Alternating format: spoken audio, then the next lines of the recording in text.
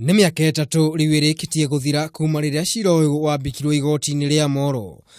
Thutha wa arutwo atano a thukuru wa thekondarĩ wa Molo kũnyitwo na thimu iria gwatuikaga nĩ ciahũthagĩrwo gũtabania wuici wa kigeranio gĩa KCSE mwaka-ini wa 2015.